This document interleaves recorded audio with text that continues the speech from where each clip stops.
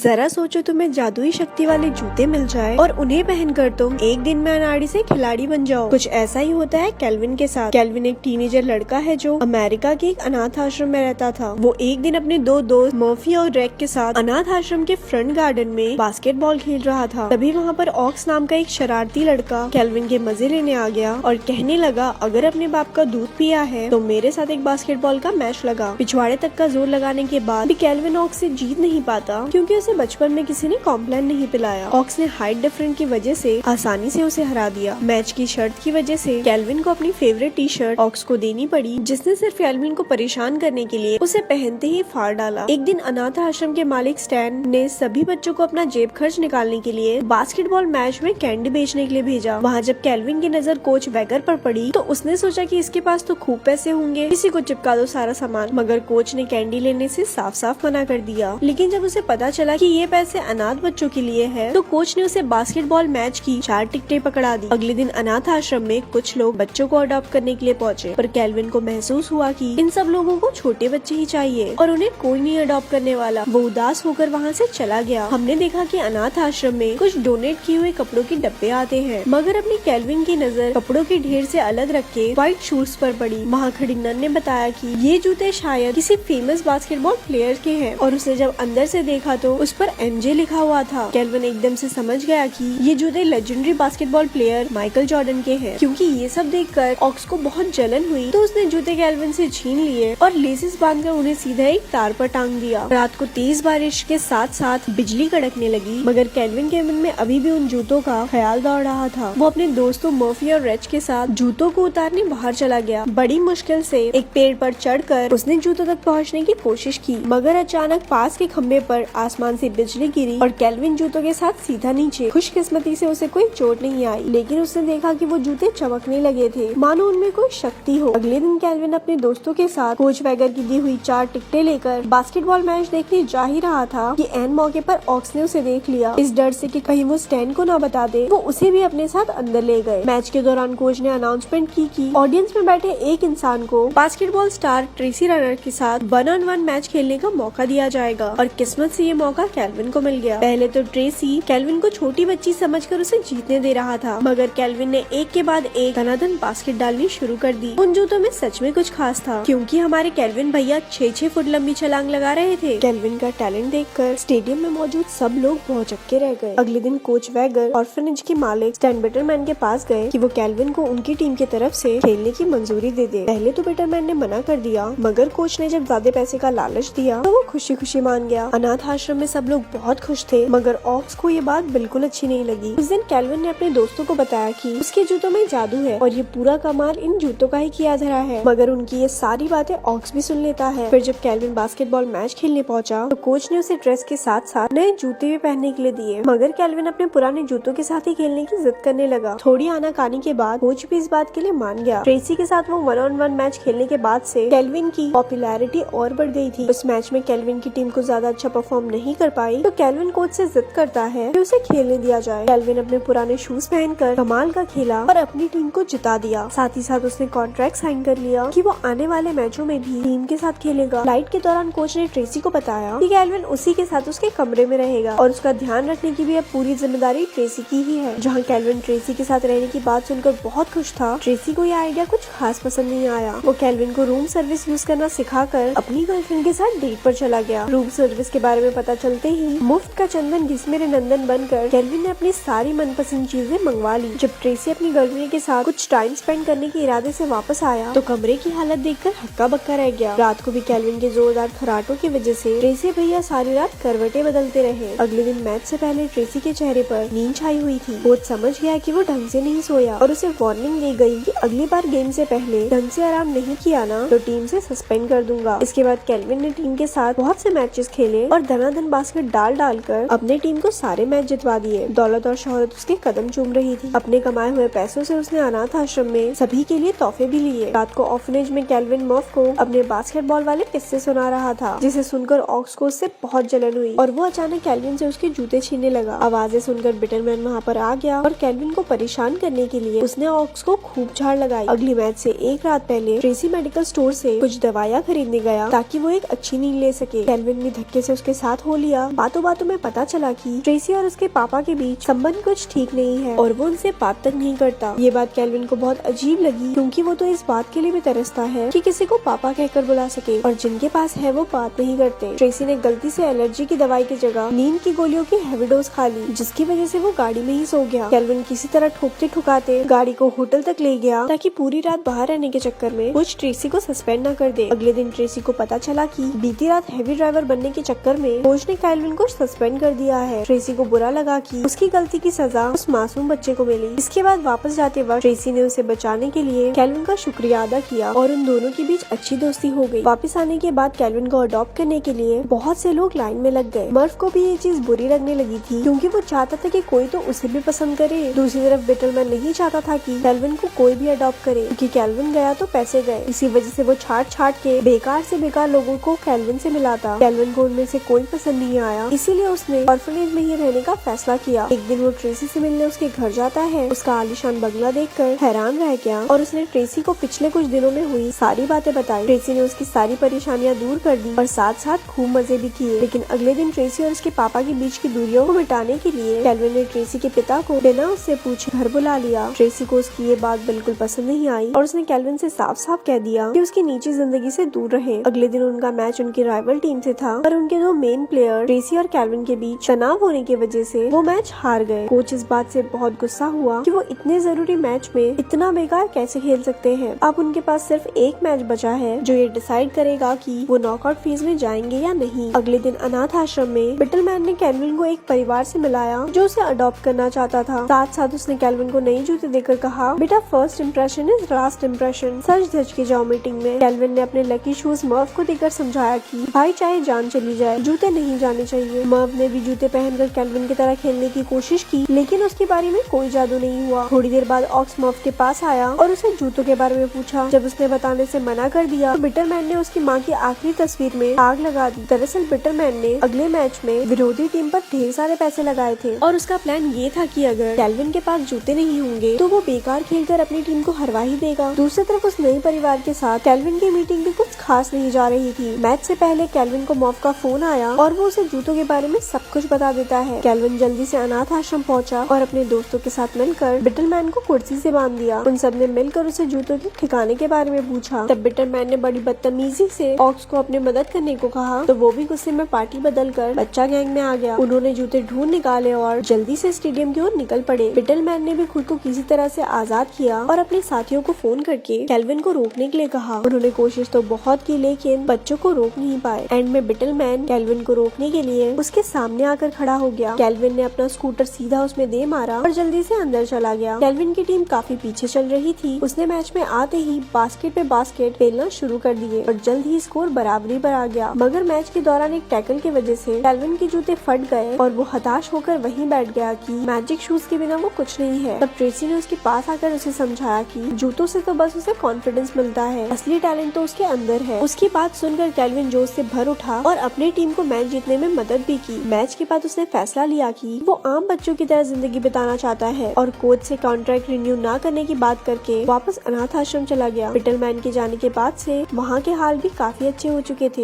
एक दिन अचानक से ट्रेसी अनाथ आश्रम आया। उसने कैल्विन से कहा कि वो सोच रहा है एक बच्चा अडॉप्ट कर ले और क्या वो उसका बेटा बनकर उसके साथ रहना चाहेगा। कैल्विन झट से राजी हो गया इस शर्त पर कि वो और मर्फी सिंगल यूनिट है, एक साथ ही आएंगे। उनकी दोस्त रेज को भी एक दूसरी फैमिली ने अडॉप्ट कर लिया। आखिर में हम कैल्विन, मर्फी और ट्रेसी को एक खुशहाल परिवार की तरह एक दूसरे के साथ समय बिताते हुए देखते हैं और ऐसे ये मूवी यहाँ पर खत्म हो गई। ऐसी और स्टोरी सुनने के लिए हमारे पेज को लाइक करें। धन्यवाद।